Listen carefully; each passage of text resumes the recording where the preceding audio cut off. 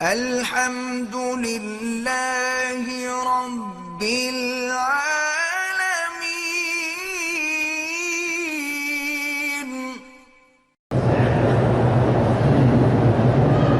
سبحان اللہ و بحمدہ سبحان اللہ العظیم، یہ بھی بڑا شان والا کلمہ ہے۔ امام بخاری رحمۃ اللہ علیہ نے اپنی حدیث اسی پہ ختم کی ہے، کلمتان خفیفتان علی اللسان حبیبتان الی الرحمن ثقیلتان فی المیزان، سبحان اللہ و بحمدہ سبحان اللہ العظیم۔ یہ بھی پڑھا کرو، اور رزق کی وسعت کے لیے استغفار پڑھا کرو، استغفر اللہ الذی لا الہ الا هو الحی القیوم واتوب الیہ۔ اور ایک اور بھی میرے آقا نے عمل بتلایا ہے۔ ایک صحابی نے آ کے کہا کہ حضور مجھے اس قدر غربت اور فقر نے گھیر لیا ہے،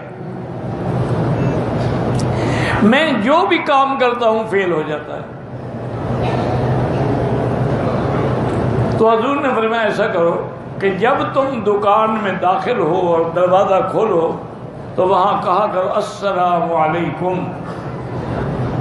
والصلاۃ والسلام علی رسول اللہ صلی اللہ علیہ وسلم، قل هو اللہ احد اللہ الصمد لم یلد ولم یولد ولم یکن له کفوا احد۔ یہ ایک دفعہ پڑھ لیا کرو، گھر میں جاؤ، دکان میں جاؤ، جب بند ہو، جب پہلی دفعہ داخل ہو تو یہ پڑھ لو۔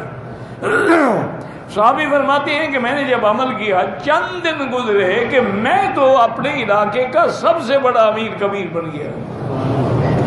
میں مٹی میں بھی ہاتھ ڈالتا تھا، وہ بھی سونا ہو جاتی تھی۔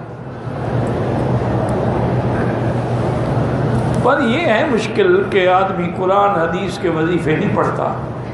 کوئی مکار پیر بتلا دے نا کہ ایک ٹانگ پہ کھڑے ہو کے قبرستان میں یہ وظیفہ کرنا ہے اور آنکھیں بھی بند رکھنی ہیں، تمہیں بلائیں نظر آئیں گی، ڈرنا بھی نہیں ہے، میں جو تمہارے ساتھ ہوں، کسی کو کھڑا کر دو بلائیں اس کو ویسے بھی نظر آئیں گی۔